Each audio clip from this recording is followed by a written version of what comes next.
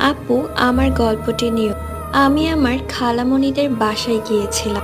আমার খালাতো বোনের নাম রিশা। আমি ওকে রিশা আপু বলি। একদিন আমি আর রিশা আপু বাইরে গিয়েছিলাম। বাসায় ফিরতে ফিরতে সন্ধ্যা হয়ে গিয়েছিল। ওরা যেখানে থাকতো সেই জায়গাটা একটু ভুতুড়ে ছিল। আমরা একটা বাসার নিচ দিয়ে যাচ্ছিলাম। হঠাৎ করে যেন দেখি ওই বাসার ছাদে একজন দাঁড়িয়ে আছে। অনেক ভয়ঙ্কর দেখতে, সাদা কাপড় পরা, লম্বা কালো চুল।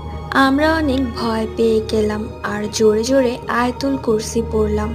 তারপর ভয়ে ভয়ে বাড়িতে চলে এলাম। এরপর আমার আর কিছুই মনে নেই। আমার নাম আরিহা এবং ঘটনাটি লিখেছে আমারই একজন সাবস্ক্রাইবার, যার নাম হচ্ছে Ariha. Thank you so much.